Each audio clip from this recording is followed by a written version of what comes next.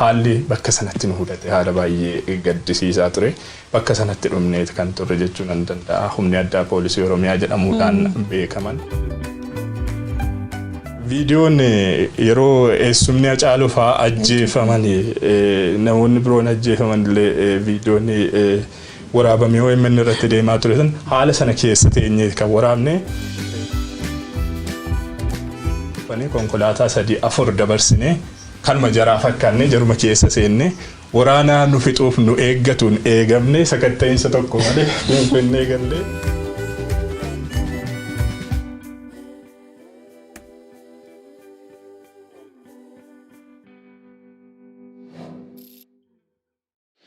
Yihun Ingidaa nu jidduutti argamee jira. Yihun Ingidaa baga nagaan dhufte. Guddaa galatoomaa ulfaadhaa galatoomaa waayilankoo jaallankoo kan bu'aa bahii hedduu waliin dabarsine turtii waggaa tokko olii booda deebinee bifa kanaan immoo walitti qabamuun keenya wal arguun keenya hedduu na gammachiiseera. Daawwattoonni keenya bifa garaagaraatiin yaafachaa as geessan jira. Qophii isin jaallattan kan odeensii yookaan daawwattoota bal'aa qabu odeessaalee irratti immoo keessummaa jalqabaa ta'ee argamuun koo hedduu waan na gammachiise keessaati. Galatoomaa waan naaf heertaniif jechuun barbaada. Egaa akkuma jettee hawaasni bal'aan yeroo baay'ee nu sadeen egaa gara Hoorn Afrikaan kun OMN akka haaraatti egaa jalqabee booddee nu sadeen gaafa arganii Yihun Ingidaa OMN jedhanii egaa gaazexeessitoota OMN hedduu isaanii iyyafataa turanii isa keessaa immoo ati tokko guyyaa har'aa kana immoo nu biratti dabalamuu keetiin nuti illee hedduu gammannee jirra baga nagaanii gara keenyatti dabalamte. Yihun Ingidaa ardhaa fi keessummaa malee ammaan achi keessummaa miti waa'il keenna Yihun Ingidaa yeroo baay'ee deddeebitanii nu gaafachaa turtanii Yihun fidanuun jecha turtanii OMN ammoo obse gaafii uummati nu gaafachaa jira deebisu waan qabnuuf Yihun Ingidaa finne jira Itoophiyaarraa bakka fixanya ziwii wireedhani. Yihun OMN finfinnee gaaf cufamu tamsaasi dhuma ka OMN qilleensa irratti ture laayivii Yihun Ingidaa fi tiimiin isa waliin turte cover gochaa turteedha. Sun immoo sirna gaggeessaa artist Hacaaluu Hundeessaa erga wareegamee booda jechuu bariisaa hospitaala aga magaalaa Buraayyuutti turtii ture laayivii namni tamsaasa ture tokko isadha. Tamsaasi OMN yookiin qabiyyeen dhumaa OMN finfinnee kadhuma isaan raawwatame jechuudha. Baga deebinee wal agarree yeroo meeqatti qilleensa irratti deebite jechuudha. Galatooma egaa akkuma ati yuukaas tamsaasa dhumaa ture OMN tamsaasa dhumaa ture anaafis hojii miidiyaatiif tamsaasa ergasii qilleensatti hin deebine jechuudha. Ergasii gara miidiyaatti hin deebine fagaadhe. Mee akkam ture egaa ajjechaa Hacaaluu booddeellee galgala gaafasii gara sa'aatii 8 halkan qixxee istuudiyoo keessatti argamne turre Abrahaamis turte Dajaneenis ture egaa gaafasis laayivii dabarsaa turre halkan san guutuu hirriba malee bariisaallee kaateetiin gara hospitaalaatti maltee achi booddees reeffa Hacaaluu Hundeessaa wajjin gara magaalaa Ambootti geggeessaa isaallee situ uummata biraan gahaati ture waan ta'eef mee akkam ture miirri gaafasii mee gara duubaatti si adeebisne. Egaa dhugaa dubbachuu fi guyyaan of duuba deebi'ee yaadachuun yeroo hedduu natti ulfaatudha wanni gaafa sana ture. Waan tamsaasaa kallattii irra ture akkuma daawwattoonni keenyas isinis beektan waa hedduun isaa inuma jira haga internetiin adda citee tamsaasni kallattii keenyas adda citutti. Sanarraa baay'ee haasa'uun barbaachisaadha jedhee yaadu sababni isaas hamma iji kaameeraa keenya argeeffama iji keenya qalbiin keenya hubachuu danda'e waan bakka sana ture tokko lamaan biraan gahaa turre waan ta'eef garuu asirratti carraa kana fayyadamee kan inni kaasuu barbaadu daawwattoonni keenya tamsaasa gaafa sanaatiin hedduun nu galateeffataa turaniiru tarii kan nu qeeqanis immoo ni jiraatu jedheetan yaada. Sun egaa hojii hojjettu keessatti nama hundas hin gammachiiftu nama hundas immoo hin gaddisiiftu. Daawwattoonni keenya osoo beekanidha carraa kanaan kaasuu kanan barbaadu tamsaasa kallattii san addaan cituudhaan booda waan ture namni quba qabu waan jiru natti hin fakkaatu. Egaa askoodhaa baanee akkuma Buraayyuutti seenneen natti fakkaata tamsaasni kallattii interneetiin kan adda cite sanatti aansee garuu waraabbiin inuma itti fufnee turre bifaan sanaan waraabaati kan turre. gaafa deemnee Buraayyuu naannoo Maaramii jedhamuun beekamu geenyu haalli bakka sanatti nu hudate haala baay'ee gaddisiisaa ture.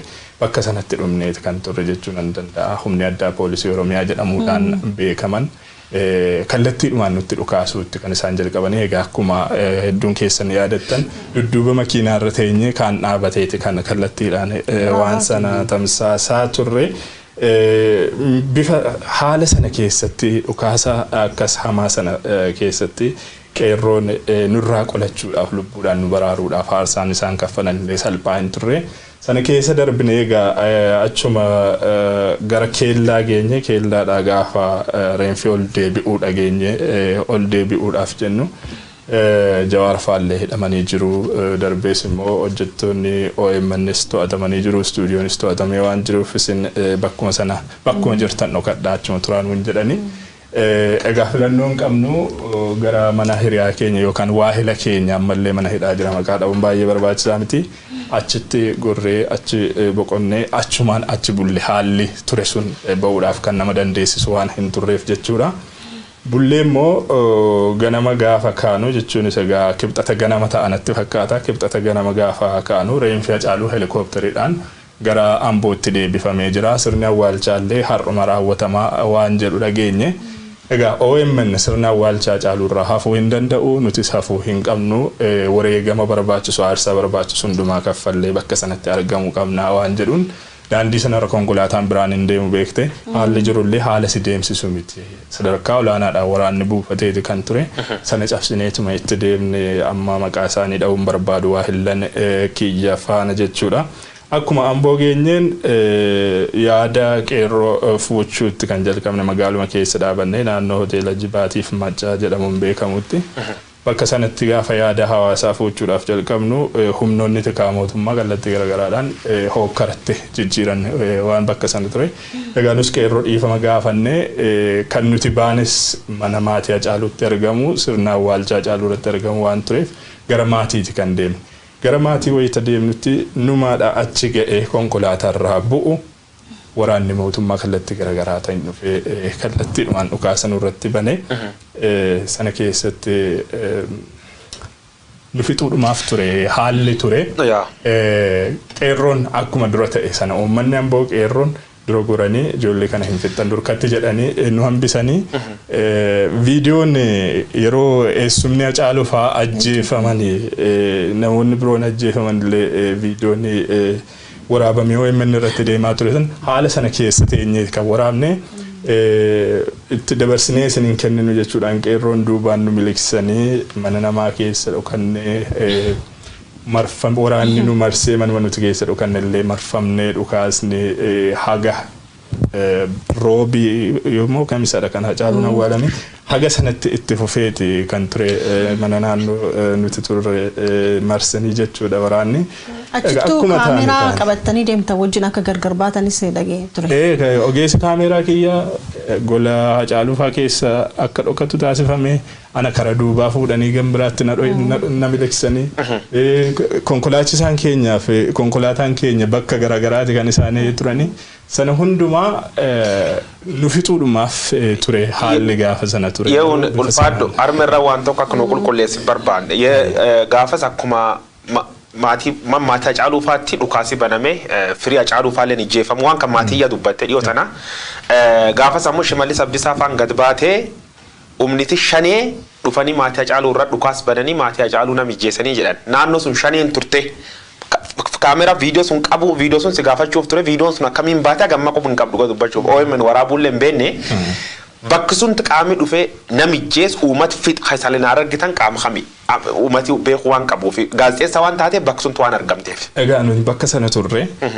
numaadha bakka sana ga'uuti kan isaanii dhufanii dhukaasa nurratti bananii raayyaan ittisa biyyaa jira federaalli jira keessumaa humna addaa Oromiyaa qaamni jedhamu haalli isaanitti nutti dhukaasaa turan illee waan si gaddisiisudha. Diinni hidhatee seenee fakkaata. Kan bakka sana ture qaamni meeshaa qabatee dhukaasaa ture kan nuti argine akkuma ija kaameraa keenyaatiin mul'isuudhaaf yaalle humna addaa poolisii Oromiyaa fi waraana mootummaati malee qaama addaa boombii darbatu qaama addaa dhukaasa maatii irratti banee reeffan fudhadha jedhu tokko hin argine sun fabricatedidha waan ofumaa oomishanii ittiin hololaa qilleensa irra oolchuudhaaf wooma godhanirraan kan hafe uummata burjaajessuuf waan ta'erraan kan hafe qaama addaa bakka sanatti dhukaasaa ture hin argine wannani irra dibuufis immoo hin jiru akka gaazexeessaa. Abrahaam atillee gaafii qabatte. Yaa gaafii dhumaati achi gabaabsuudhaaf achiin gara Finfinneetti akkamiin deebitan magaalaa sana gaaf turtan bilbilaa wal arguun baay'ee rakkataa ture maatiin nullee staafiin OMN isin arguuf baay'ee rakkachaa turre akkamitti deebitan. Gaafii kana naaf kaasuun kee natti toleera an tokko jira fiilmii gara westerniitti hojjetamu tokko wal fakkaata haalli nuti itti deebi'uudhaaf dandeenya hundaa ol. Jabinni qeerroo amboo keessuma kan konkolaachisaa keenya kan nu faana ture maqaa isaa dhahuu hin barbaachisu jabina isaatiin kan lubbuudhaan magaalaa sana keessa baanee deebi'uudhaaf dandeenye egaa konkolaataan deemu hin turre konkolaataan daandii irra deemu kan qondaalota mootummaa fi namoota akka sirna awwaalchaa caaluu irratti argamaniif mootummaadhaan qaama mootummaadhaan filatamanii duraa duubaan waraanaan dabaalamanii ajjabamanii jechuudha. Kan deeman qofadha kanaan achi konkolaataa wanti jedhamu hin deemu magaalaa sana keessaa ba'uun hin danda'amu beektee konkolaataa qabattee. Haaluma sana keessatti wanti nuti filannoon nuti qabnu osoo bakka sana bulle bakka sanatti nu fixu turan gaafa sanas nu hin dhiisanii turan sababni isaas naannoon nuti dhokannee jiru waan beekamuuf jechuudha. Filannoon nuti qabnu gara jabinaan ija jabaanneetu itti deemuu ture konkolaachisaan keenya dhaqee ogeessa kaameeraa keenya bakka inni dhokatee jiru fidee dhufee anaan dhufee bakka na dhoksanii jiranii na baasanii ol qabannee asfaaltii qarqaratti baane karuma keessaa jechuudha. Sana booda warra jilli sun kan awwaalchaa deebi'u sun osoo imalan eegalin dursinee karaarra buune. Humni tikaa daandii irratti nu argu konkolaataadhuma kanuma jaraadha kan isaanii nu se'anii imala eegalle gara Finfinneetti hin dhufanii warri duraa duubaan waraanaan dabaalamanii deemanii hin dhufanii konkolaataa 3-4 dabarsinee kanuma jaraa fakkaannee jaruma keessa seenne waraanaa nu fixuuf nu eeggatuun eegamne sakatta'insa tokko malee Finfinnee gallee gaafa bakka barbaannu geenyu irraa gorree jechuudha Finfinnee keessa. Egaa waan hundi sun darbee egaa guyyaa har'aa nu jidduutti argamtee jirta ammas irra deebuudhaan baga nagaan dhuftee si jechuu barbaanna.